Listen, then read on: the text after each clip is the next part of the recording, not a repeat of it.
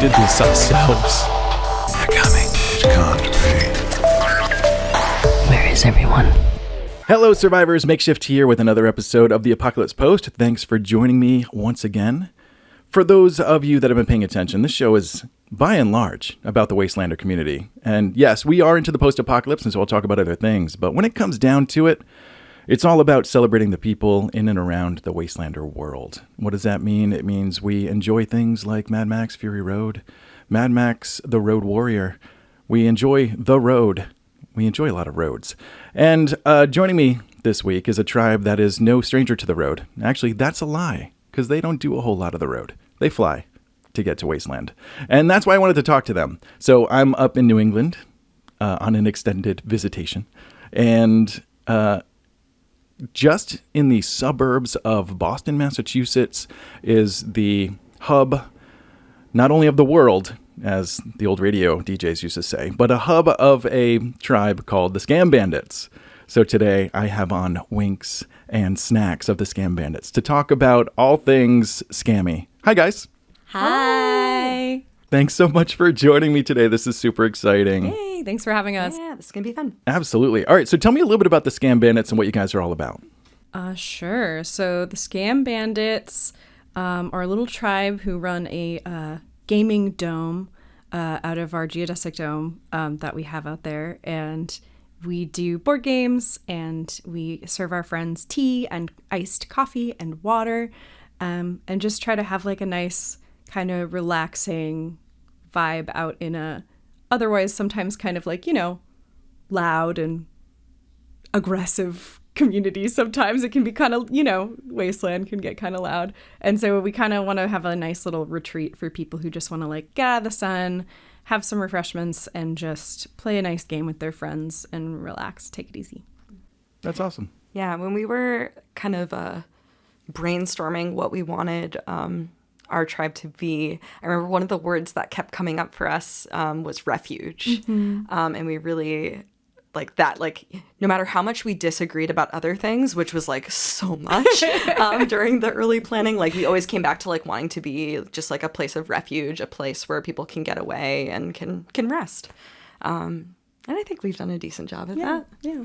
I think our friends who fall asleep under our tables during off hours would agree. Mm-hmm. That's really fun. And so in the early years of Wasteland, before you guys were a part of it, we were very much into the good guys versus bad guys. It was still very heavily influenced by the original Mad Max trilogy, a little bit of Fallout. So it's all about like the good guy survivor in a sea of bad guys. We very rarely had, I mean, there certainly were some of these tribes, but just the survivor tribes, the ones that was trying to still create the old creature crumpets. Creature crumpets. You know, we were just trying to find the old crumpets of the old world is what we were trying to do. So I thought it was really cool when the Green Place popped up. Can you guys tell me a little bit about the Green Place and what it was all about and how you guys like found a home there? Yeah, so I definitely think the Green Place popped up, of course, shortly after Fury Road came out. We actually missed that first year that Fury Road had come out, which I think was their first year? It might have been. I don't actually know. But by the time we joined the Green Place, it was already quite established. But it was always like from the very beginning when Gia and I first started going in 2017, that kind of vibe was always our favorite. And it only kind of grew over the years until we were lucky enough to join in 2021.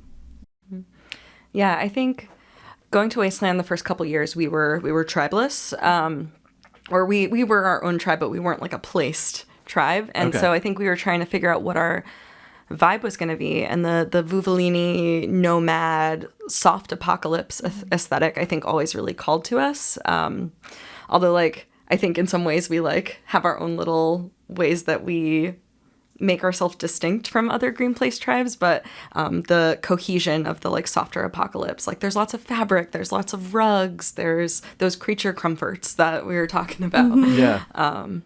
Yeah, they don't go anymore, I don't think, but Sanctum of the Many Mothers, I remember being one of my favorite tribes early on, and of course the Bolt Cutters, who are wonderful and still around.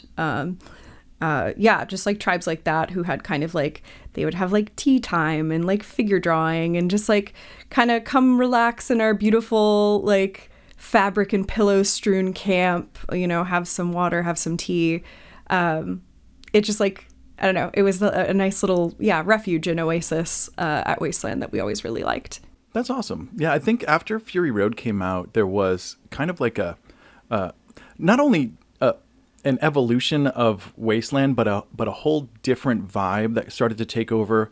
It used to be about like a lot of these like really strong masculine characters, and there was a lot of like kind of like fun aggression of Wasteland. But then after Fury Road came out, with Fury Road has some really cool like feminist messaging, and like, you know, we got to see this really, really powerful female character in Furiosa, but also some really celebrated like feminine aspects of like the wives as they're breaking out their chains. So anyway, we saw a big shift in like the Wasteland crowd, and it definitely pushed more femme. And I think that's where like the Green Place really started to shine, was these like kind of not traditional, but like these survivalist tribes that started to make the Green Place and weren't interested in the warring and the loud and the noises and all that.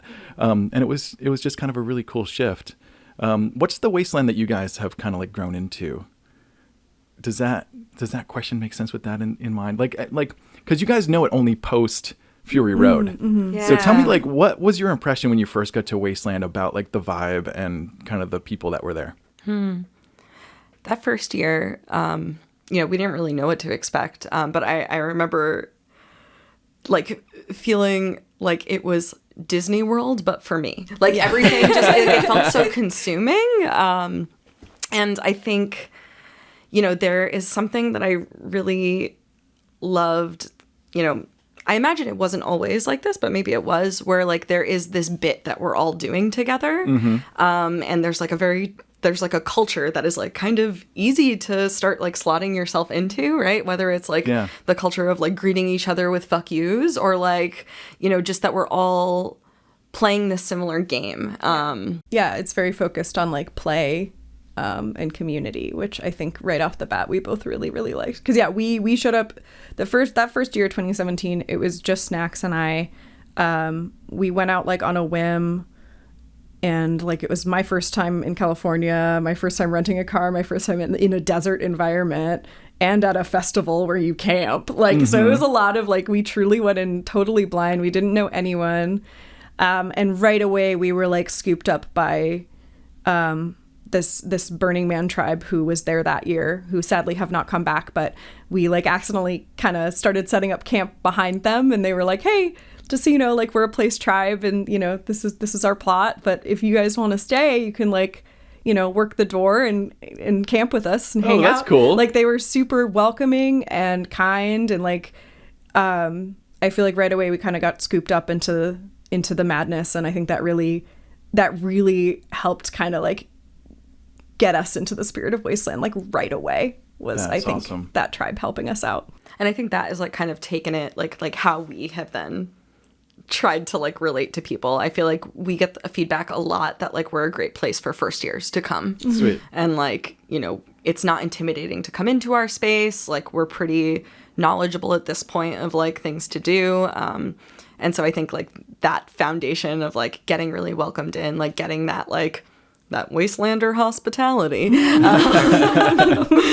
you know, was really important for like us having a positive experience, and then like how we have just wanted to situate ourselves at the event. Yeah, we knew like right away, we were like, we need to bring all our friends next year, and we did, and we never stopped. That's awesome. Yeah, I know that's a way that a lot of Wasteland tribes have formed. It's just people that were camped near each other. And, you know, once you go through a couple of the, hey, I forgot to bring this, do you have it? And, you know, you borrow or you share a meal. It's like suddenly, boom, family, we are a tribe. Let's do this again. So that's really cool that you guys are kind of carrying that forward. I know I made a lot of friends just with people, you know, I've talked about it before. Chops Bailey, who I've been friends with him now for, goodness, it's 15 years, because that's how long we've been doing Wasteland. But yeah, he saw us putting up our tent, and he was done with his tiny little motorcycle camp, and he just was like, hey, you guys need some help? And came over, and like, that's just how you meet each other there. It's really cool because we're all, feigning this survival in the apocalypse by actually surviving in what is really close to an actual apocalypse.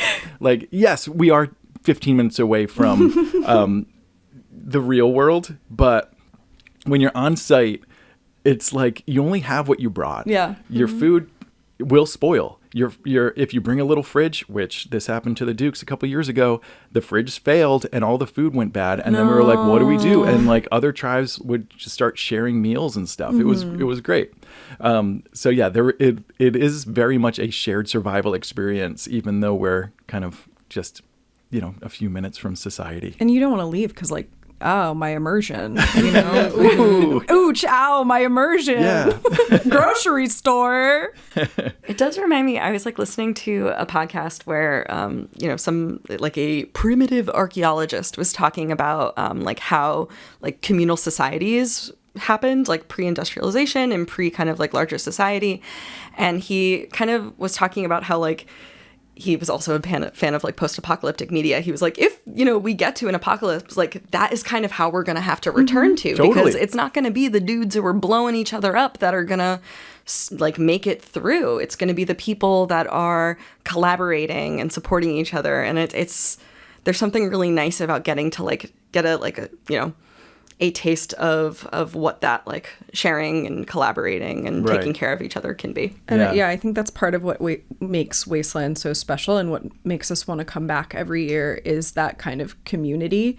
Because I feel like, I know Snacks and myself, like we both yearn for a world that is more like that. We both want like more mutual aid and like more like being in touch with the people around you. And Wasteland is like that on a very, very small scale, and it just feels so good to the point where sometimes we leave and we're like, no, my immersion. Wait, this isn't real life. What do you mean?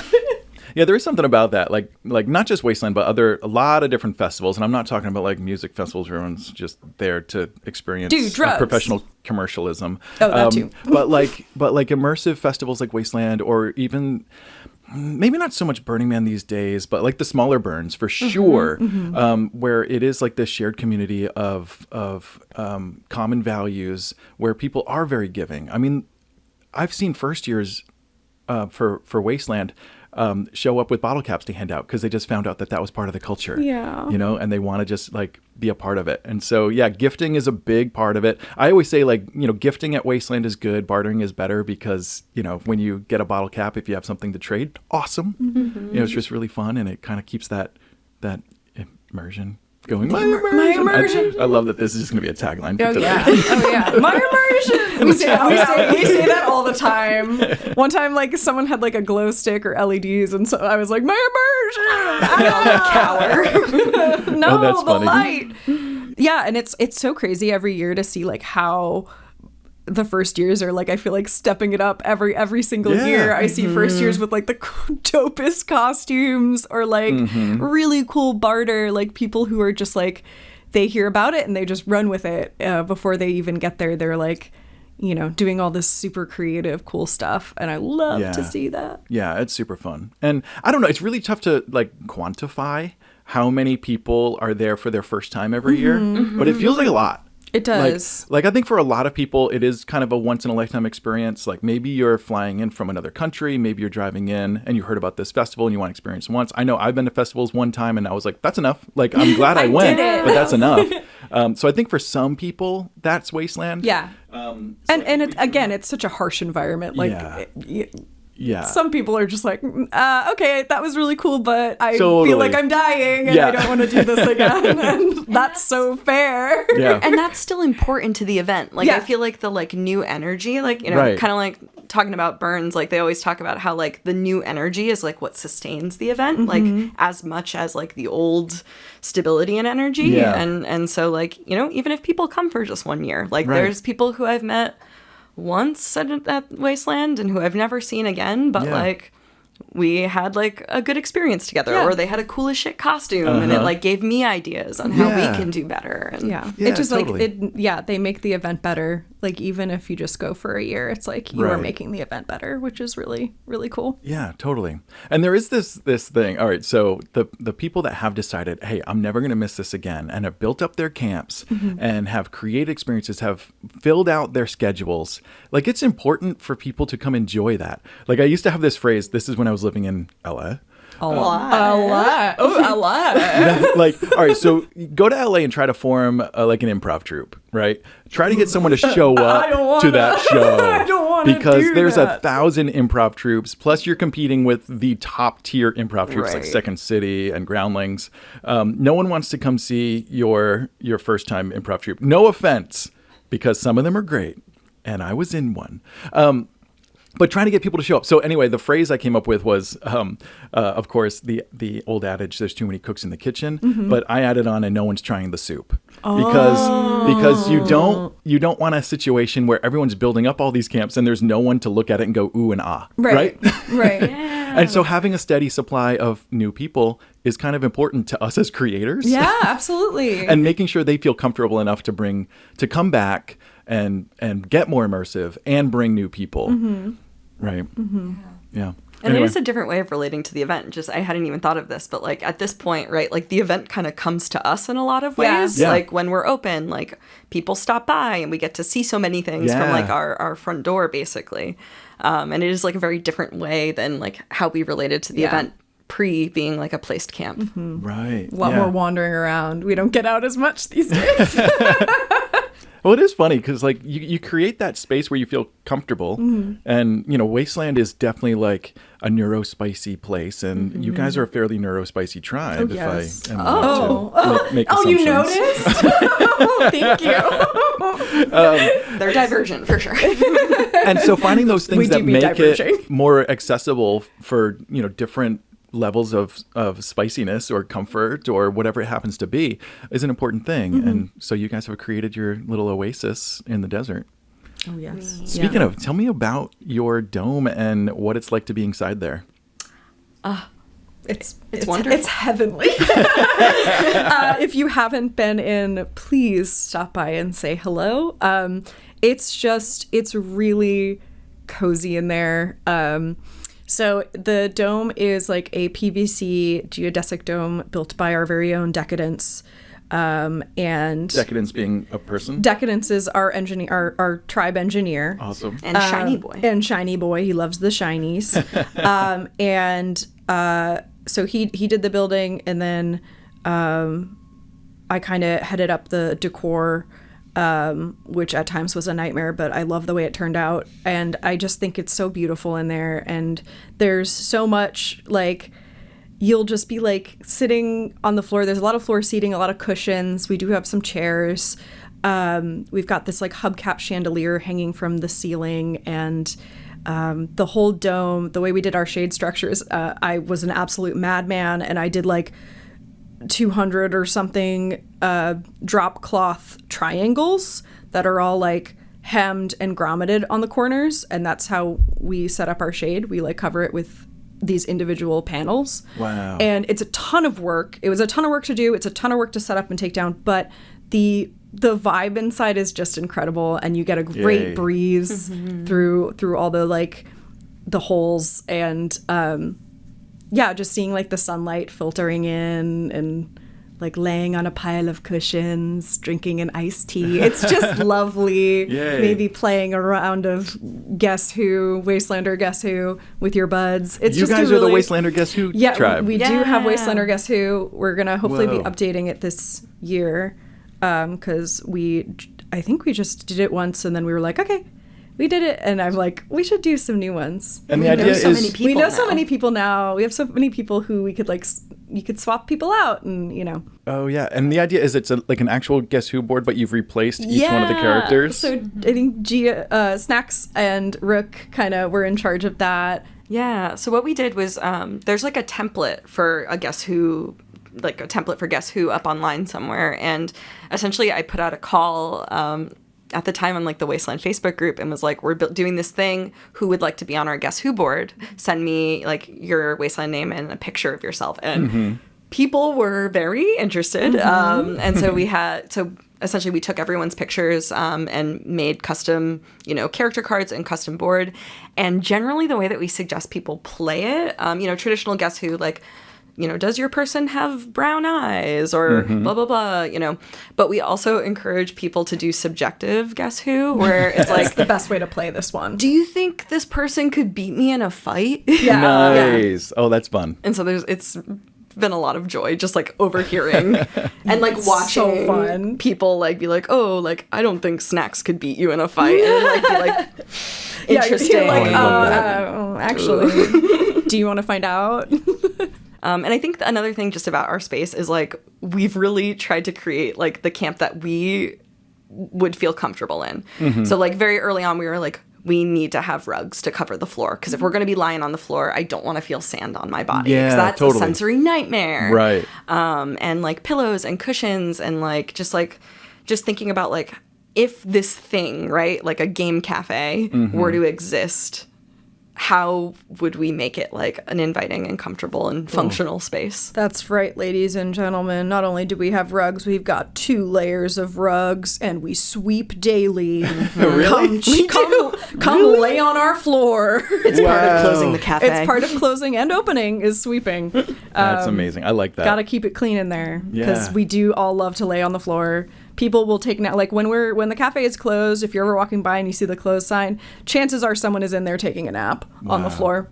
Because it's just so cozy. People will like get under the tables and just like lay on a bunch of pillows and take a nap. Yeah, when I find one of those cozy spots in Wasteland in someone's camp, like there's a couple cuddle puddle rooms that get set up here and there, and there's definitely people that will just set up a really cool like lazy spot.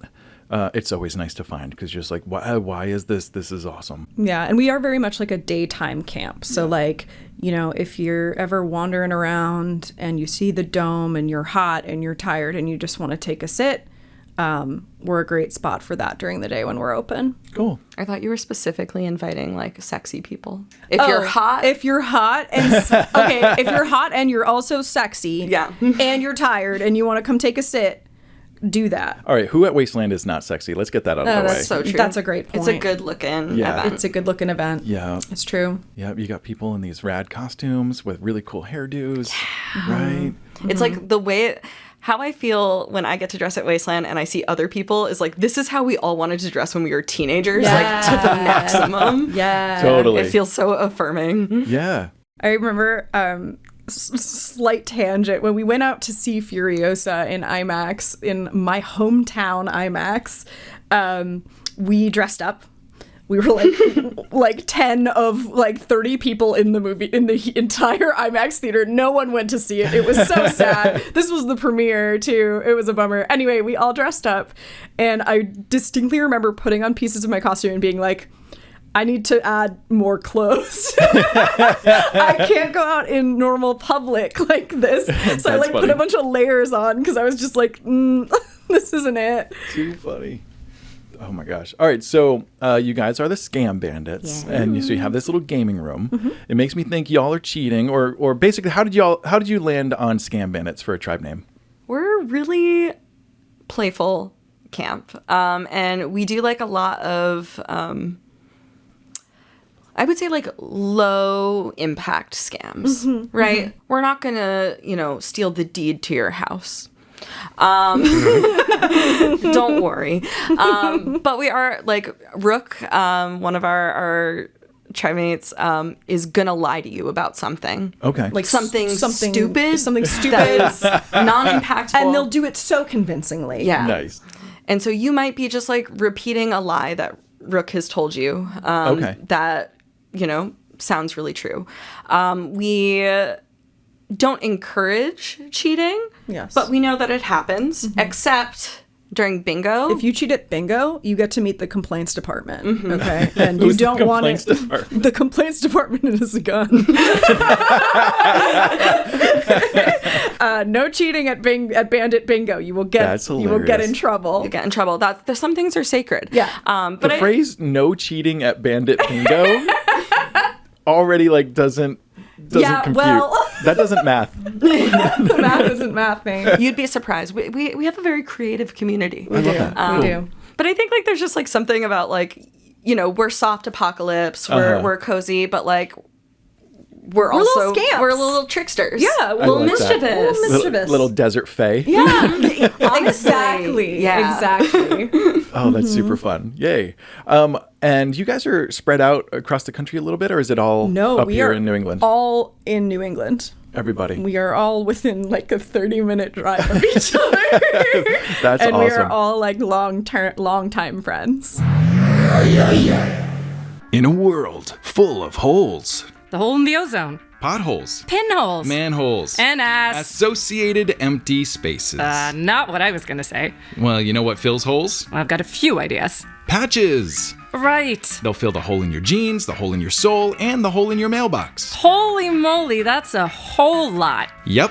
With the Apocalypse Post's Patch of the Month Club on Patreon, you'll get an original, sometimes exclusive, post-apocalyptic patch sent to your mailbox every month, and you'll be helping support this channel and all its content. So how do I get in on this whole thing?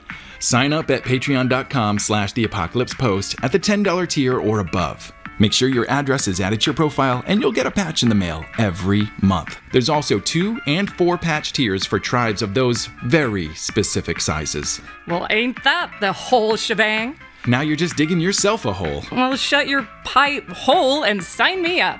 Holy crap. They get it. Hold on just a minute. Okay. What's the hold up? The Apocalypse Post's Patch of the Month Club. We'll fill your holes.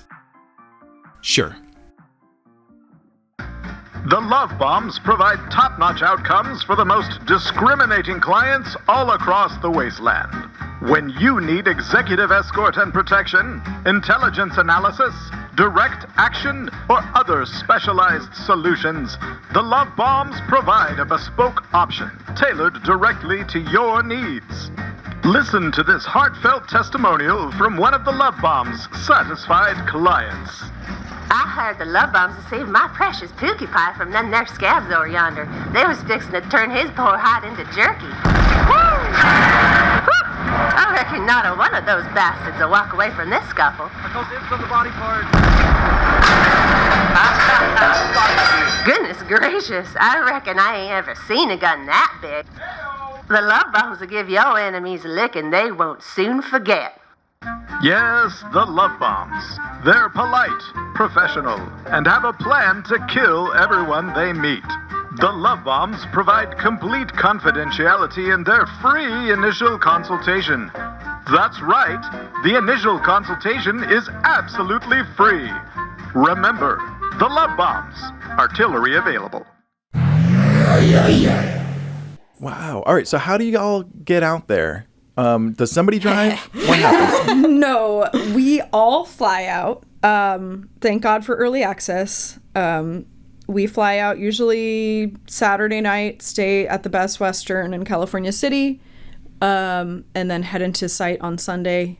And flying is great, but it also comes with a lot of challenges in like what we can bring. So like we have to be really careful about like I had to when I was making a sign for our camp, I did a fabric sign because if I want to do something more substantial, I'd have to like fly out to LA early and like make something on site essentially, which is just too much.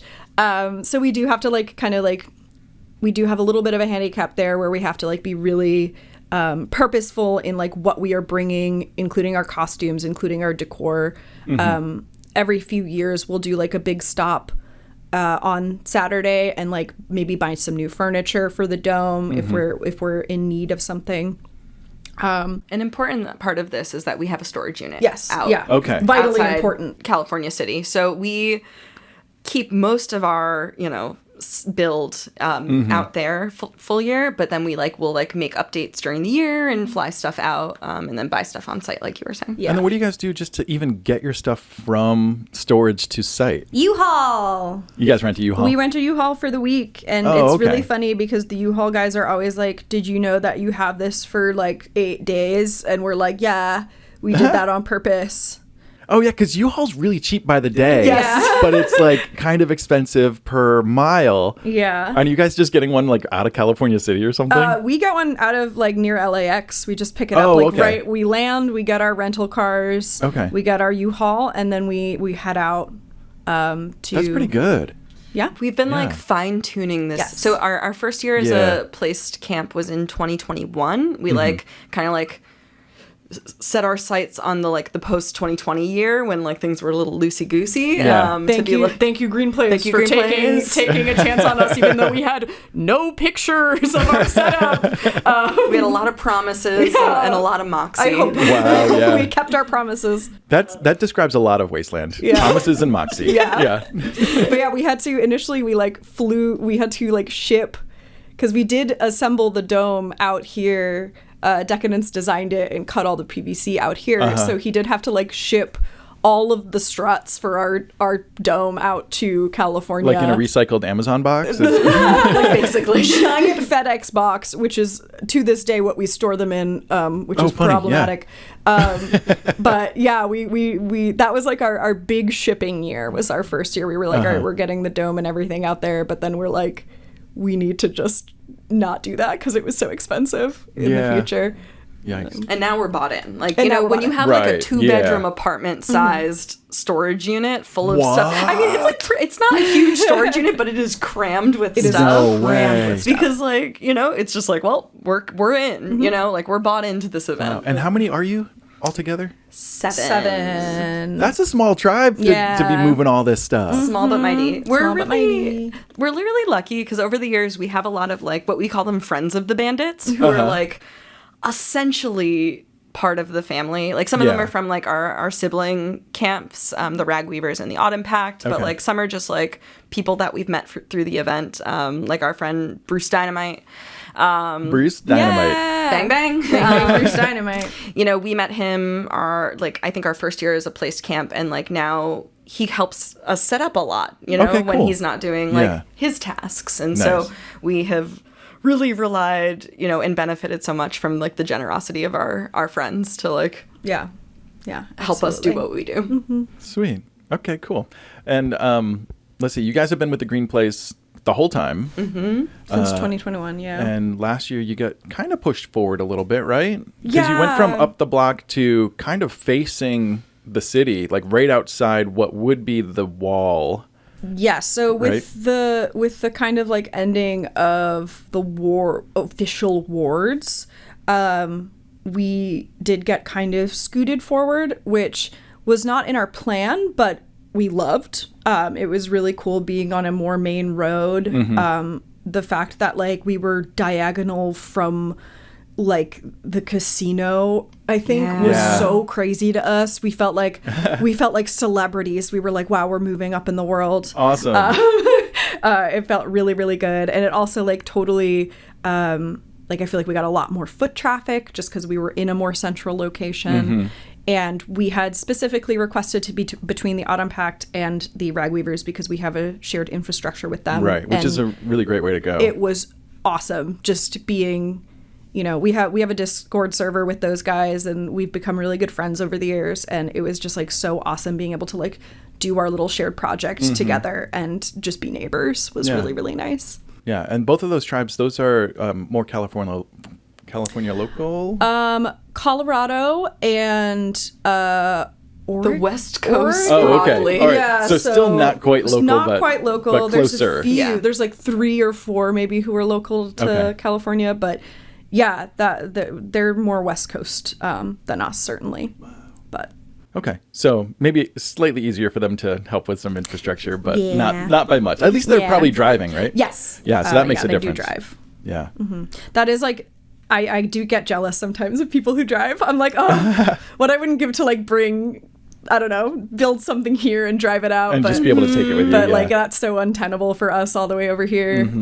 It truly is just flying. Yeah, because I know, like, all right, so Wasteland costuming can be a little chonky. Heavy, yes. And then when you start adding things like boots and armor or helmets, like that takes up a lot of space and it doesn't flatten. So a luggage full of costumes fills up very quickly. Yes. Yeah. And then if you're trying to bring more things. We have historically struggled at the airport. It's best when we all get there at the same time because usually at least 2 bags are going to be over the 50-pound really? limit, and you're we're going to have to do some shuffling. Yeah. That's pretty consistent. I actually last year started bringing 2 suitcases, which was crazy. And I was like, this is getting untenable. I can't do this forever. Yeah. But then when you're there for build and for the full event, for the full suddenly you're there for a trip. week. More than a week. Well, it's 8 days, right? Well, so funny story. We used to fly out Sunday. So we used to pack up, drop off all our rental vehicles, and then try to catch a flight out Sunday night. All the same day. And one year, the first year we tried to do this, I think it was the first year we were placed tribe, or was it? No, it was the first year we were all out there together. Okay. So that was 2018. The first year we all went out together. We missed our flight home. So we then had to hang out in the airport for 9 hours waiting for the next available flight. Which was a red eye. Whoa. So then we could not go to work the next day. It was rough. I went to statistics class at 9 a.m. What? We didn't get to Hosier though. We did not get to Hosier. I was a first semester PhD student that year, and I just could not miss class. Okay, yeah. And so we get in at 7 a.m. I drive home, drop off my partner Rook to sleep, and then drive right to an hour to grad school and barely make it in time. Stop it. Insane. But this is I have always been I am so committed to this. Yeah. That those feel like reasonable things in the moment. Now it feels crazy, but at the time it was of course I'm doing. Yeah, you step through it. You wake up. And you were still in your 20s. I was still in my 20s. I was made of rubber and magic. But then you'd think, oh, well, these guys must have figured their shit out that time they missed their flight. No, the next year we tried to do the exact same thing and half of us missed the flight. Oh, wow. And had to get a later flight. So from then on and since we usually stay at a hotel Sunday night. And it's great because then, we aren't stinky and covered in sand and sweat on the airplane home. We can get a shower. We can get a nice comfy bed. Yeah. And then we don't have to worry about continuously missing our flights every year. Having a transition day is important. Yes. Yeah. It's vital. It's really tough. Your brain remaps during that week on so many different things.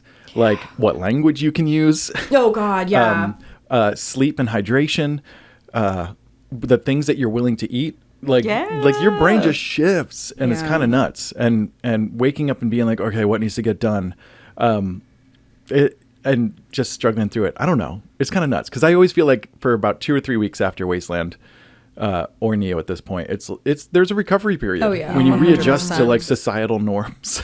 Absolutely. Honestly, and it's really practical things. I have to wear clothes when I walk out of my bedroom Right, into the house where I share with other people, but also kind of functionally, what we always tell our newbies, a lot of what you're doing is just keeping yourself well out there in the desert. Totally. Making sure you're eating and drinking and getting as much sleep as you can swing. Right. And so there is something so jarring about going from a very survival nourishment back to the world, which Capitalism. is none of those things. Yeah, totally. If you don't try and make it, and even then it's can't always. Yeah. Go from just keeping yourself hydrated to work. Sucks. It's fucked so up. true. It's fucked up. I think we It's should so do true. Wasteland year round. Agreed. It might get. I mean, it would probably change over time a little bit. Yeah, no, I would want to hang out with the people, and honestly, that's been a big shift. Because when I visit LA, it's the Wastelanders hang out Yeah. now. Yeah. Interesting. Is that new? Before COVID, I think it was much less so. Interesting. Because I was there up until 2017, and I didn't even see my tribe in the off season other than a build day before the event. And we were all in the valley. A bunch of us were right there. So funny. So, but yeah, now when I go to visit, it's people get together. I know a bunch of tribes hosts get-togethers once a month. a lot of the Wastelanders will just like literally hang out. I think it's really cool. It's nice. Yeah. So I'm not jealous at all. I feel normal about I feel that. normal about that, and not like, wow, I wish I was there hanging out with my Wasteland friends. there's a lot of FOMO because there's a lot of like leading up to Wasteland. There's a lot of get-togethers, like pre-Wasteland stuff. A lot of build days. I a bet lot there's of like costume days. some nice like debrief hangs after Wasteland. Definitely. Yeah. So it's really fun. But I mean, you guys. We also get that. Yeah, though. you guys do get also that. We get do, that. like, Right. Yeah. one of the things about like being like our camp being such a like a close friend group is like we're kind of, when we hang out, sometimes it's hard not to just like talk shop about Wasteland. Oh, totally. And then I think even like us too, like our relationships have gotten stronger over the Yeah. years, and so we're like seeing people throughout the year. Yeah. Like we just met up with our sibling camps, the Ragweavers and the Autumn Pact, for friend cabin, so we could see each other Sweet. mid-year. Yeah. We decided a whole year between hangs was too much, so we gathered as many of us as we could into a cabin in Colorado, which was our kind of midpoint, and hung out, which was really, Oh, that's really nice. awesome. Yay. Yeah. Yeah, that's one of the things that I kind of suffered when I moved out of LA to Nashville, where there's not a lot of Wastelanders in Tennessee. There's a handful. Of course, the Farlanders are just north of Nashville. Back then, they were just south of Nashville, about the same distance. So, like, we got to hang out a whole bunch. But now where I am, oh, God, no Wastelanders. Yeah. So, we got to build a little Appalachian Wastelander tribe world over there or you go. something. I don't know. But yeah, so since you guys are all coming out of the Boston area, did you incorporate any like East Coast theming? I noticed you guys don't have like a bunch of lobster traps out in front of your camp or anything like that. Yeah, that was something we definitely like when I led a little mini lore building workshop like in this past year, and that was definitely something we talked about, was like doing more oceanic sort of vibes. But yeah, as cool as it would be to have lobster traps just kind of scattered around our yard, that would involve getting lobster traps and then getting them out to LA, which sounds unpleasant. So we just have not done that. But you would. I think it would be cool. Yeah. I'd like to incorporate more like, like fishnet material around the dome, stuff yeah. like that. I always try to bring some like seashells for barter. But that's it neat. hasn't been like a huge part of our identity. Yeah. We do love yapping about how we're from Boston though, because everyone's always like, "That's amazing." And we're Really? like, "No, we're insane for this. I love that. We're I love that. unhinged for this." But who knows? Like maybe there's some like weird Dunkin' Donuts bit that we can do. yeah. Like I literally just saw a used Dunkin' sign on Facebook Marketplace. Wow. And it's the full Let's size put it guy. on top of the dome. Yeah. Yeah. It'll be like as big as the dome. But then people are going to think our camp name is Dunkin' Dunkin' Donuts. Donuts. We used to have, we do still have, one of our fabric triangles says Bi Furious on it, because we're a gay camp. And I remember like early on people thought our camp name was Bi Furious. Yeah, because we didn't I have a like sign that. yet. Yeah. That's actually a really cool camp name, though. It is cool. It is cool. It is also, it was one that we debated. I don't remember. It feels like 8 million years ago. It does. I don't remember why we went with one over the other, but I think we just like liked the I think we like the mouthfeel of Scam mouthfeel. Bandits. Feels It good in the feels mouth. Feels good. good in the mouth. Yeah. Yeah. Yeah. And it feels memorable. Yeah. Yeah. It does sound, and you get the rhyming scheme going on. Yeah, it's just a nice word. It's nice. And it's the bop, bop, bop. Bop, bop, you know. bop, bop, bop, Yeah, it's got a little bop, bop, yeah, bop. we like that. Yeah. It just, I get it. Too funny. But yeah, that would be really, really wild if one year you guys are just suddenly like this old fisherman Fully- village camp. Yeah. Well, I remember I was playing the Mad Max video game, and there is like it takes place in what used to be like the ocean. And there is a group of people, like a settlement, that if you like help them like upgrade, all their stuff is very like nautical themed. And so like one of the final upgrades you can do for their settlement is finding them like this big like lobster like restaurant sign that they will then hang up. And I remember thinking to myself, this is hilarious. This would be like what a Boston themed camp would be like. Oh yeah. But yeah, I think I have a very particular aesthetic that I want us to go for. Yeah. And that just has not fit into the aesthetic gotcha. that we've established. But it is fun to think about. Yeah, and Wasteland lends itself really easily to like Fallout New Vegas because it's obviously a very desert Mojave landscape, and it's where Wasteland is literally kind in of the right Mojave. where the game gets played. It's in the Mojave. Right? But we cannot forget Fallout 4, which is really awesome and takes place directly in Boston. Yes, a small, weird, alternative universe Boston. Yeah. Which was very surreal to it play. was so fun to play. Like the fact that they combined the public gardens and the common into one area was very funny to me and made it so small. Right. Yeah, it was a lot smaller because there was not a whole lot to do there, I Right. guess, right? Because that's what the game does, is anything that doesn't have a whole lot to do, they just squash it. But they did include the swan boats kind of nod there, which was great as someone who grew up going on the swan boats. Yeah. That was really fun. It was really neat because I lived in Boston before I moved to LA and long before I played Fallout 4, of course. But it was really neat to play the game and kind of know where I was going. Yeah. That's my favorite part. Yeah. Is like I'm not like much of like a story in games person. I kind of do my own thing. Yeah. But sometimes I just feel like I'm going for like a walk in my town, and Yeah. I'm like, oh, like, you know, I'm near the Somerville Hospital. I'll walk south until I get to Downtown Crossing, and it just like feels like that is Boston culture. Yeah. Boston culture is giving very weird directions based on obscure landmarks. Totally. Yeah, and I really loved in Fallout 4, they had the Freedom Trail. Like, you'd actually see the lines on the ground. And I think one of the missions was to follow it or something. I forget. And then there was the Old South Church, I think, was in there too. Yeah. Yeah, it was pretty cool seeing the landmarks in there. Yeah, and Wasteland has a few people that, like, kind of celebrate Fallout 4. I know we've got Slugga, who's doing... you can get to Fenway Park in the game, and they are learning a corrupted version of baseball, which is super fun. You know, you can actually teach them how to play the game correctly in game, which is really funny. That's really cute. Yeah, because I think they would.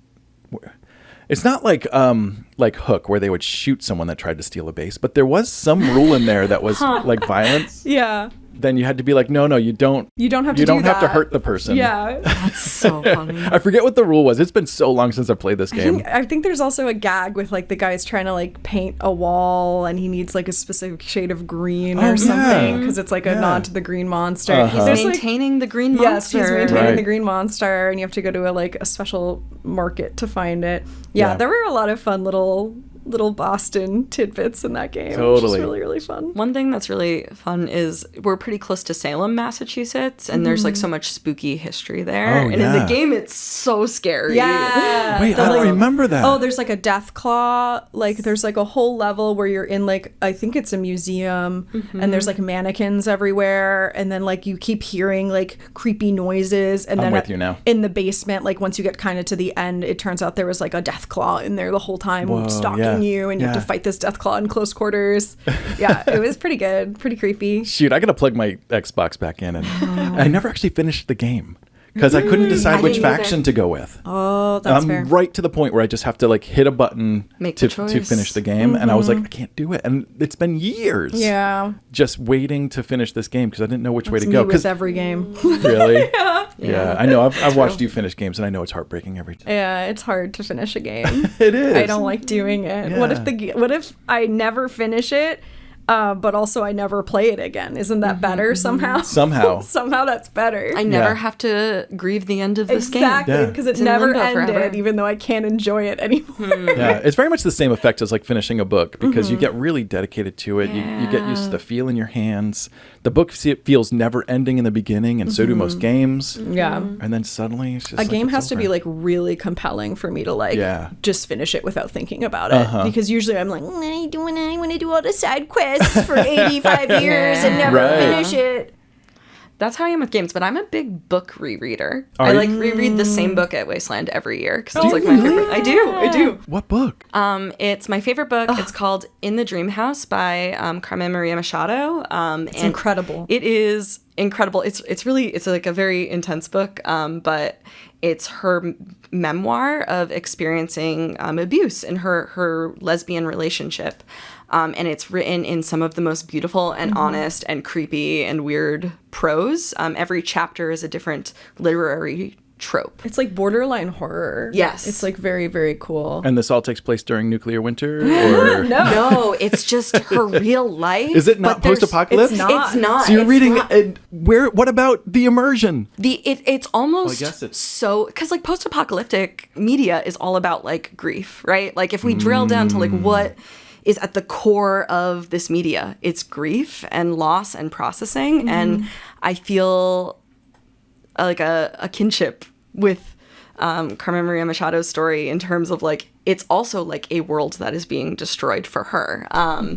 And yeah, I don't sleep well at Wasteland, like I'm sure a lot of people can relate to.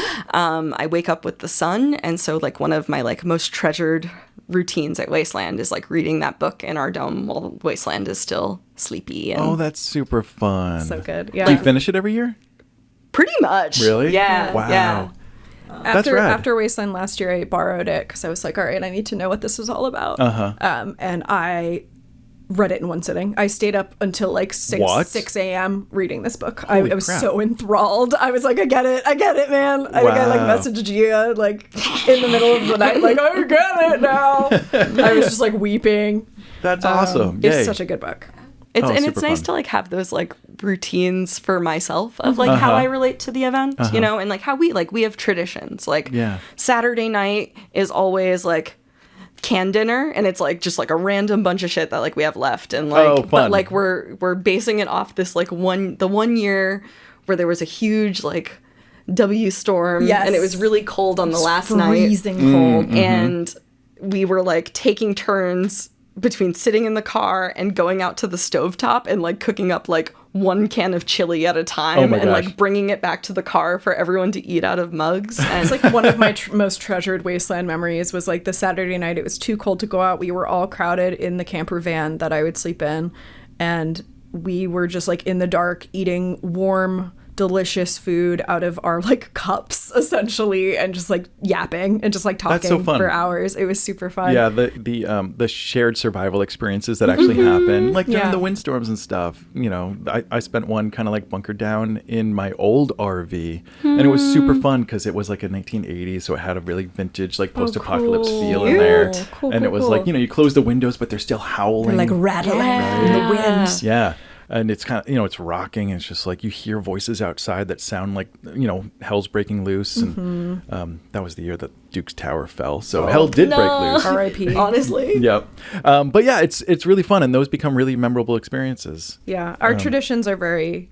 We have some fun ones. Yeah. We have boys' night, which used to be on Saturday, but is now on Friday because of too many times the hangovers on Sunday for teardown would be a Yes. little too Oh, much. yeah.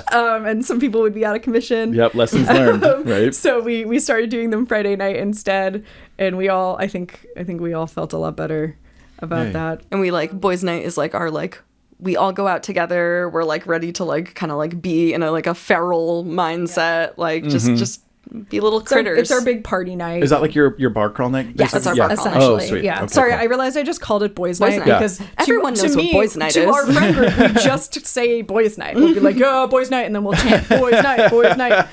So I just assume everyone knows what boys' night is. But yeah, that's like a really fun, silly tradition that we have. Sweet.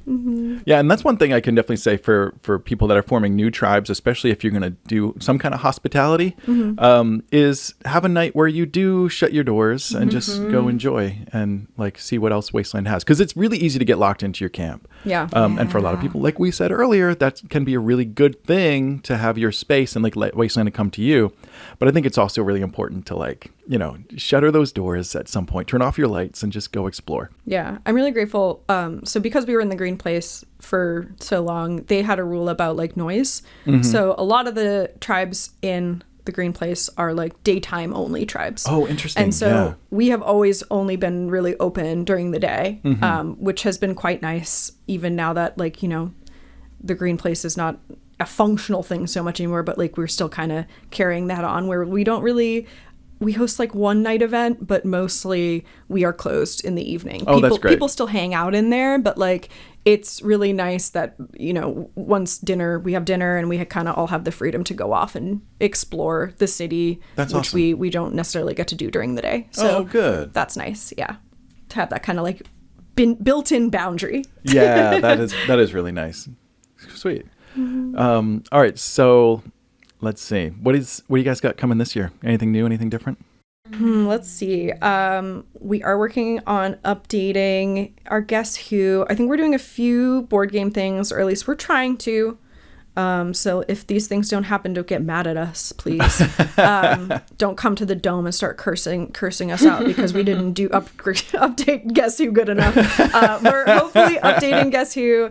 I am working on an alternative version of battleships that I'm going to call war rigs. Cool. I love that. Which is battleships, but I have these little 3D printed battleship pieces that are like motorcycles and cars and stuff. That's great. So I'm working on that. And then we are our big goal. Our big gaming goal for this year is, for those who have played Cash and Guns, we're doing a version called Caps and Guns, which is going to be functionally the same, except it's going to be Wasteland themed, and all the little characters are going to be our tribe members, and our tribe member Carolyn is going to be doing the art for that, and we're very excited, and hopefully that'll be something we get done. But yeah, we got a few fun game updates coming this year. What else? Do we have anything? Other big things? I feel like I'm the like logistics arm of the camp, so I'm like, we're redoing our kitchen, which like is not exciting for all you people out there. We are but it's doing exciting that, which for is me. very exciting for us. Yeah, we are going to hopefully work on like a better shade structure for us in the back of house, because historically, as other Wastelanders who were there last year, I'm sure remember, it was 100 degrees during like build, and the whole week really, but we traditionally don't have a shade structure other than the dome. And so we were building in direct sunlight in this 100-degree heat with like no shade, because we have to like build the whole skeleton of the dome, and then we have to individually put up the triangle panels, which usually takes like at least a day. How do you get up there? And so ladders. We have a two We have ladder two system ladders going. that live in our storage unit. But You said that the dome's made of PVC. Is it like yes, structurally sound enough it's a zip tie PVC dome that you're then leaning ladders up We against? do not lean the ladders. They are freestanding ladders. We don't really, we try not to hang anything. The dream someday is to have like a metal dome that we can like hang a hammock from, because Decadence loves hammocks. Who doesn't love a that good would be hammock? really fun. But for now, we have our PVC zip tie dome, which is structurally sound enough, but we try not to like test God by hanging things off of it generally. But yeah, so fun game stuff coming this year. All right, sweet. Hopefully, like if the T crawl is happening again, I think we want to be on the T crawl again. Nice. I've been something I'm personally excited for. I feel like, so I did Wasteland Iron Chef last year. Yeah. Cool. And I think this year I'm going to see if the Bombers will let me judge again, because that was really fun. Oh, nice. Yeah, you're looking at a Wasteland Iron Chef winner right now. What? First place. What'd you Iron make? Chef snacks. What'd you make? Oh my gosh. Tell me about your Iron Chef Yes. experience. Like Yes. from the beginning, when you show up. Yeah. And- You show up, Okay. you roll up. Yeah. So What's the deal? What's the deal? What are we making, Chef? Yeah, so this last year was actually my second time doing it. I had done it in 2022, I think, for the first time, and I was kind of like the underdog. I was like competing against two Wastelanders who were or are like chefs in the real world, and I'm just a guy who likes to cook. They do cook very well. I'm a great Awesome. cook, I will but say. I'm a home chef. Yeah. And so the Bombers put on like such a great spectacle, I'm going to call it, where, you know, the first year that I competed, I went to their camp and was like, I really, really want to do this. I am like desperate to do this. And the person running it, Major, was like, okay, you know, I think actually this is really funny. They were cooking out, they had like a pot of soup on like an open flame when I went over to ask. And I was like, I really, really want to be an Iron Chef. Please, can I do it? And one of the Bombers were like, do you want some soup? And they gave me the soup, and he asked me like, do you know what it is? And I was like, I think it's like borscht. Like, I think that's what this is. Whoa. And Wait, he what was- is that? Like beet soup? it's Russian like- beet soup? Yes. Yep. So this was, it was like beet and pork, I think, is a part of it, but this was like a vegan borscht. Ooh, I didn't know it was a vegan borscht. Yeah. That sounds fun. And it was delicious. It was like right before the witch's walk. And so I was like getting ready to go walk around naked, but I like had this like thing of soup. That was so funny. Yeah, they showed up to the Witch's Walk with like a little leftover soup. They were like, I have to finish my soup. But I remember someone asked me like, you know, like if I could like, if I knew how I could cook this, or if like, how would I start cooking this dish? And I was like, oh, like, here's what I think I would do. And so I don't know if that was just like people making conversation or if they were like testing me, but, you know, I ended up doing Iron Chef that year. I got 3rd place that year out of 3. So I lost, but I got It's still like, 3rd place. Still 3rd place, you know, framing. 3 out of 3, baby. But I got like most creative use of ingredient, best dish, and then also like crowd favorite. How did you get it 3rd if it was don't best dish and crowd favorite? I don't know. How do you get best dish but get in 3rd place? So I had the best dish of the night, but my score on average. So, okay, the way the Iron Chef works is there's a 3 cooking areas, 1 for each team. It's a chef and then 2 sous chefs. Shout out to Rook and Mudlark, my sous chefs for life. Sweet. Love y'all. And there is a table of ingredients. And so all the teams get to pick from the ingredients like all at once. It's chaotic. People are grabbing stuff. Like, you know, people are taking all the eggs, you know, just to make sure, you know, other people, you know, we're Wastelanders. We're competing. Then you have an hour to cook at least 3 courses, but up to 5 courses. Multiple courses. In the middle of the Mojave. In the middle of Mojave. Using like maybe a grill if you're really set up. But you get a 2 burner stovetop. like a little Coleman guy? Yep. I opened a can of food with a hammer once because like you just like don't like have what you need to cook, which is actually like a fun part of the challenge. Doing this creative thing under less than ideal circumstances. And so you cook your meals, and as you're finishing them, they bring them out to judges. And so there are 3 judges usually, and the judges will grade each dish and give it like a numerical value. And then at the end, they'll see like, you know, what the numbers add up to and award a winner. Okay. So I had like a really strong showing, you know, for kind of like this thing that was really new to me. And I remember the bombers were like, you did really great. Like, come see us again next year. The next year I judged, which was also really fun, but I really wanted to get back in the kitchen. So last year I competed again and I won. So you kind of like every other. So you competed, judged, competed. Yep. And what are you doing this year? I'm gonna see if I'm gonna judge again. Okay, sweet. Yay. I really love food. I think food is like the most essential way that we care for each other. Right. And I love thinking about how to up the ante on that care and make it really tasty. Yeah. So I'm hoping to be back and do that again. Sweet. Yay. Yeah, It was very exciting. There's honor in being the camp cook for the day, right? And I know some camps like have their chef that they just want to go out there and cook. That's how but- Gia got their Wasteland name, Snacks. Oh, because you like to feed. Yeah. I've hung out with you. You brought every time, like we've hung out with Purpose at your place. You set up like a table of like a smorgasbord of snacks, and it's really fun. It's so important. Also, a lot of my friends get hangry. And that's just like, I'm not going to have a hang where there are people. No hangry hangs. No hangry hangs. No, that's my number 1 rule of a I hang. like that. That's really awesome. By some of your friends, do you mean me and Rook? I specifically mean you and Rook. Yeah, we both get hangry. That's funny. I do too. And like, especially in the desert, right? Yeah. Like if you're yeah. hangry, if more than 2 people in your camp are hangry at the same time, it's like It's over. so over. Oh, that's so true. So like making sure that everyone is fed is important. For a while, I was the camp chef, but like pretty we have exclusively. But started sharing the valor, and I think it's been really awesome. share the load. Yeah, I try to do a meal. It hasn't been every year, but it's been at least the last few since I've been less busy with video crew. I try to do a meal for the Dukes, but I usually try to do it either during build or teardown. Nice. So that, during the event, I don't have to, because I go a little elaborate. And, cooking in the desert just takes a little bit longer. Yes. Especially, like, I have the benefit of using my camper stove.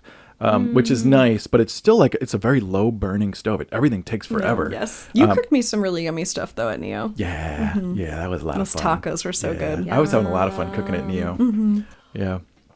Where am I going with this? Oh yeah, but yeah, I don't like to get burdened with like having to make a big meal during the event. So I try to do either build or tear down, which no one is thinking about it at that point. They're just trying to, do the work. Yeah. But I like to get out of work by cooking a By meal. cooking, yeah. So it really works out. I love that for you. Gio does a great job, or Snacks does a great job of making sure we're all fed during build. That's is like awesome. a big part. Yeah. I think It's a very suiting Wasteland name for you.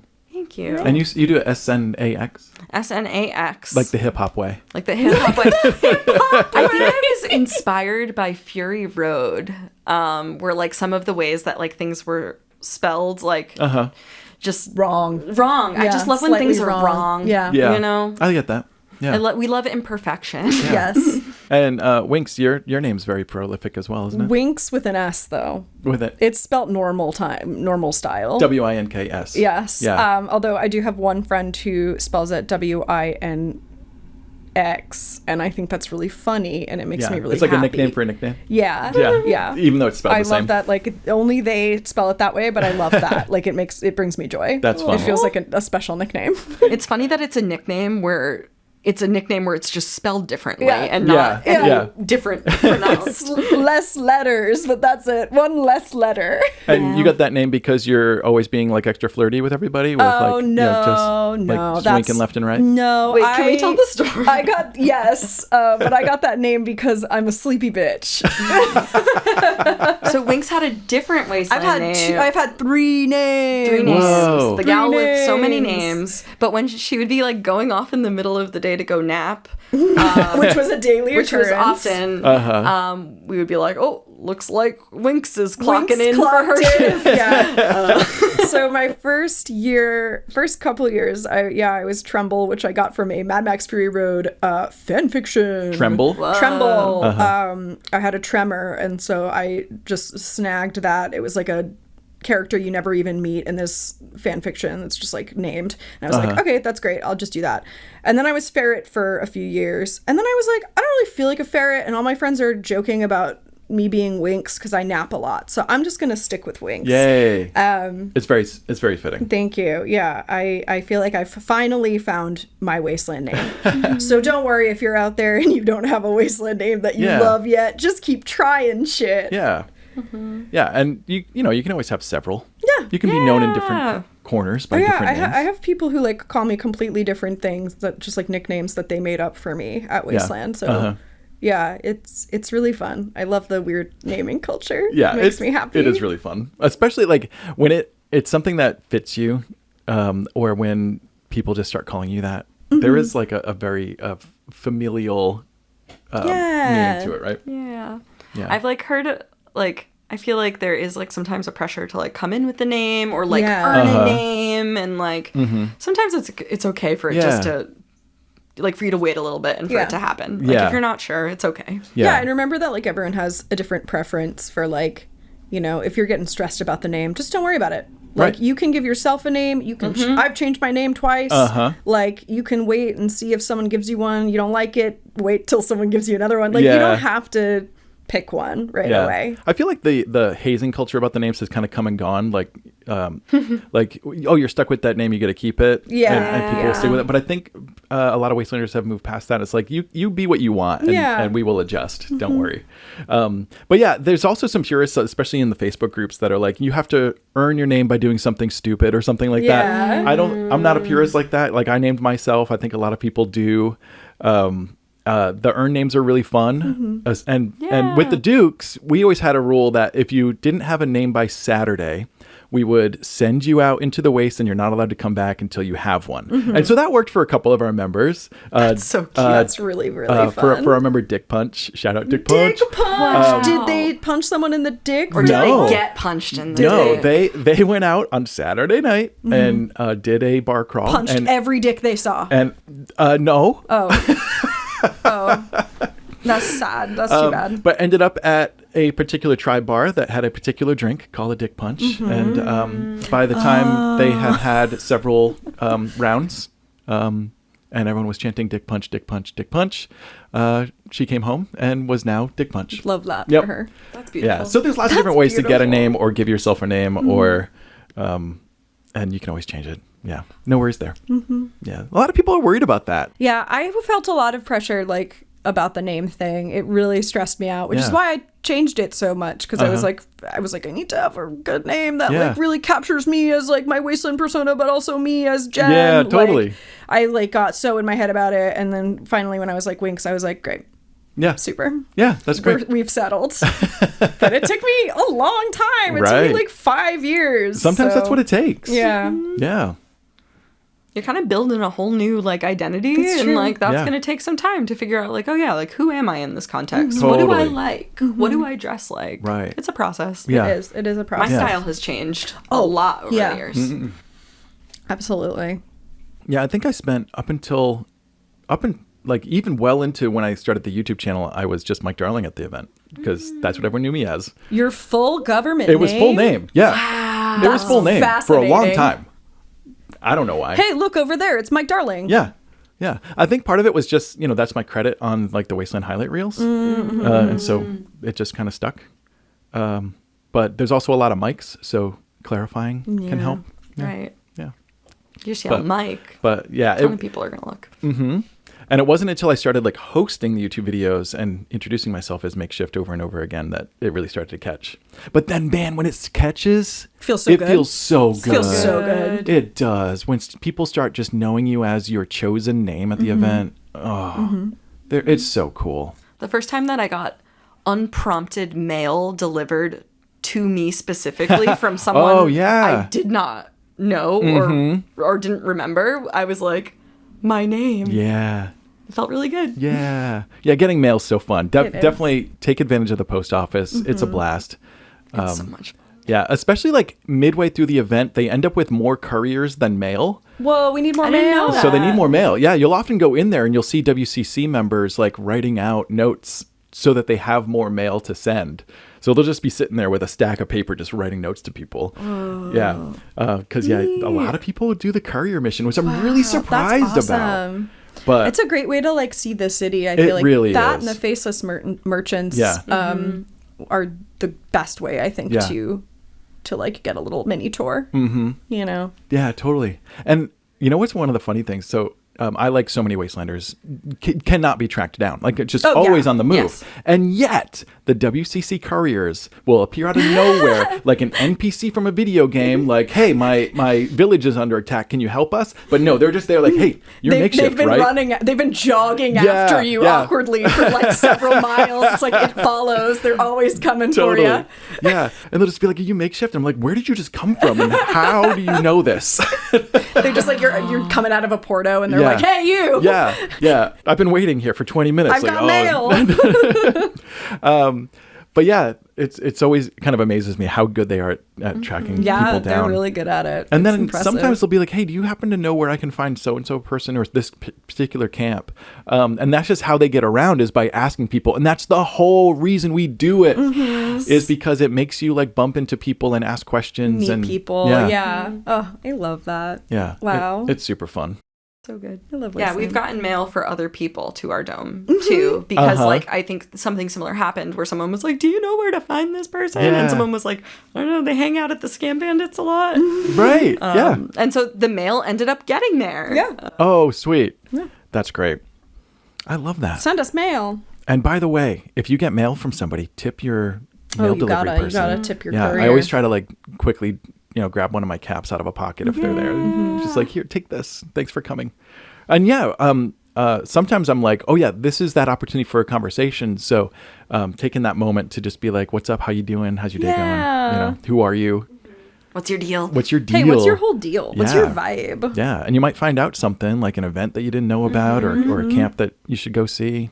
It's Or cool make stuff. a new buddy. Yeah, totally. It's always nice. Totally. Yeah. Rad. All right. So not only are you guys on this podcast today. Oh god.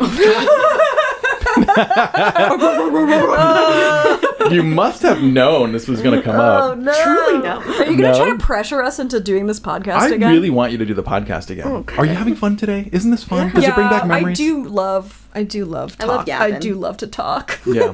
All right, real quick. I know you guys haven't done it in a little while, but just tell me about the other pod you did, and let's see if we can get some traffic over there. Sure. Yeah. So, my tribe mate Snacks and Carolyn and I are real life besties, and we for a few years did a podcast called Boundary Issues, which was a relationship and dating podcast. And it's hilarious. You guys are amazing on it. Thank you. I loved listening to it. Thank you. Yeah, it was mostly a way for us to kind of like keep in regular touch. Our tagline was bisexual and bi-weekly, so we would post bi-weekly. And Now, is that twice a week or every 2 every weeks? Because it other means week. both. I know, it was every other week. We barely made it every 2 barely weeks. made it every 2 weeks. Yeah, it was really fun. I think we did it for like over a year. We Maybe had like 53 episodes. 53 episodes. So that's like 2 years almost. The very first episode we recorded like at my parents' house, just like we had one mic on the floor and my laptop. And so the sound quality reflects that, but it was just like, it was just a really fun little project that like helped us keep in touch. We would talk about like our dating lives. Of course, 2 out of 3 of us are now married, but yeah, it was a ton of fun. And yeah, if you want to check it out. Yeah. That's really neat. It was like a mixture of like questions from like our friends and listeners, truly cursed and deranged like Reddit posts we would find, like from, you know, like our relationships and am I the asshole? Yeah. Although that got like too depressing after a while. Really? Like I feel like, you know, when we first started pulling from Reddit, it was like, It was like, this is ridiculous this and is funny. silly. And then like it started being like, is there no thing as love in this world? Oh, like, wow. we were like, wow, I'm noticing a pattern. Yeah. It was like, I remember there was a text post that was like, you know, some guy being like man on Reddit, am I the asshole? My wife asked me to express my feelings. Should I dump her? And then it's like woman asking relationship advice on Reddit. It's like my boyfriend kicks my dog and won't let me sleep in the bed. What can I do to help him? Or Wow, some yeah. shit like that. And it truly was like that. It was like the most insane, deranged shit. And so we stopped recording during the pandemic because, you know, everyone was depressed during the pandemic. None of us were going out on dates. So we had like no real Not life. a very sexy No time. material. Yeah, not a very sexy time. We had no real life material. And so like truly we were just on Reddit, and it was so depressing that we were just like, this isn't fun anymore. Oh, Like I no. loved chatting with them, but like, yeah, reading all the distressing relationship stuff, especially during COVID, was just not it. So we kind of tapered off, but while we did it, it was a ton of fun. And yeah, there's a couple episodes that I'm very, very proud of, and I really loved doing it. Yeah, you guys had a really fun take on dating, and we're able to laugh about, you know, some of the things that come up in today's dating, and you know, some of those Reddit posts that you guys tracked down were hilarious. Yeah, like my girlfriend is burying beans in the backyard. What was that one? Yeah, My subs are unionizing. My subs are unionizing was a really fun one. Yeah, there were some really memorable ones. Yeah, It was a I lot listened of fun. to the episode where you guys talk about like the awkward things the partner says in bed, Oh my god, yeah. and that episode was hilarious. I feel No, like the word quiver was used in there at one point, Yeah. I think. yeah, there were so many of them that were like, that almost sounds sexy.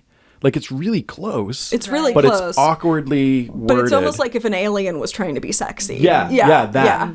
Yeah, or it was like translated from a different language. Yeah, and something off Right. about it. Yeah. So anyway, go out and see if you can track down Boundary Issues. It's actually a really It great is show. on All the places. Spotify, We should do- and all the other places. that We you should can do- get podcasts. They are still up. We should do a crossover episode where we do like awkward Wastelander. We could ask people for some like Wasteland submit dating some stories. awkward Wasteland Really dating. We'll get rid of the funny. names. We'll rename them some crazy new Wastelander names, so everyone would stay Yeah. anonymous. Oh my god, that would be so Yeah. fun, actually. Yeah, it could be really fun. Anyway, if you guys are listening and you want to hear us do a Wastelander Yeah, dating send episode, your crazy stories. yeah, let us know. Send in some stories. In full confidentiality. Yeah. Names and places have been changed to protect the innocent applies. Yeah. Although the place By we know. places, it's like, I don't know, a different camp. Yeah. Not Wasteland, it was Pasteland. Paste. Oh no, not Pasteland. Pasteland. So sticky. Uh-huh. Oh man. Honestly, though, I feel like that could be really fun, Super especially fun. because like at these events, like we're all so integrated. Like Yeah. everybody's smooching. Everyone's you know, smooching. and like That's how do part we of it. navigate that as a community? That and is very like true. do that like with love and also honoring how silly it is to be human sometimes. Yeah. It is silly to be human. It's so silly. What it's all about. We're out there just celebrating the silliest of the humans. Yeah, It's true. All right, rad. Well, I can't wait to hang out with the Scam Bandits this year. Yeah. We can't wait to have you in the dome. Yeah. That'd be fun. I'm going to go crawl up on a puddle of pillows somewhere. Yep. Have a little mid-afternoon nap. Take a little nap under a table. Under a table. Yeah. frequently people are under I love that. Carrion and Bruce are Yeah. almost always one of them, at least, is Really? taking a little nap under a table. I love that. keep the hallways clear, you know. But yeah, thank you for having us. This was Yeah. really fun. Yeah, thanks for hanging out. Snacks, thanks for coming on over. Yeah, thanks for having me. Oh, hell yeah. All right, sweet. Let's see. If you guys have any questions for the Scam Bandits, see them at Wasteland Weekend. They'll be probably right outside where the wall would be if we had a wall. It is so funny. Like, there's still that line between Wasteland City and the rest of the theme zone. Yeah. But The wall doesn't extend. the wall does all the not way. continue the whole way, Yeah. which is also fine. It's a funny. symbolic wall. It is. Idea Yeah. of a wall. It's, Yeah. yeah. It's the vibe Yeah, of a wall. we only have so much sheet metal. That's right. That's right. And ultimately, we need multiple ways into the city because Yeah. just having one gate isn't enough. It's not enough. That would be Not enough. crazy. But yeah, you can find us on Instagram as well. We are Scam Bandits on Instagram. I'm trying to be better about posting on there now Yeah, that aren't it is we almost all? season. It is almost the Wasteland Yeah. season. It's that time. So Let's get excited. expect some posts there. Oh yeah, you did some really good graphic design on there too. Oh, I know that you thank made you. each person their own. Yeah, I did a little bio for everyone with a little photograph, so you can get to know our members. And yeah, I'll be posting some stuff ahead of the event. So check it out. Yay, awesome. All right, guys. Well, we are. Let's see. By the time this is out, we're between 1 month and 2 months from Wasteland. That's insane. Which is kind of Don't say nuts. that to I'll be me. hitting the road in just a couple of weeks when it comes down to it. Kind of crazy. Oh, insane. I'm really excited about it, but excited to see y'all there. Yeah, we can't wait. Please stop by and say hi. See you in the dirt. See you in the dirt. All right. Like and subscribe wherever you're listening. Say what up on Apple Podcasts. You can leave a review. Say what up. Say what up. And don't forget to say what up. Yeah, you can literally say what up. And it helps the algorithm somehow. I don't know. We're not worried about the algorithm anymore. We've peaked. This show has peaked a long time ago. This We are- episode is the This peak. episode this is is the the peak. peak right now. Yep. It's all downhill. You heard it here, folks. We've been riding out that plateau for several years and loving it.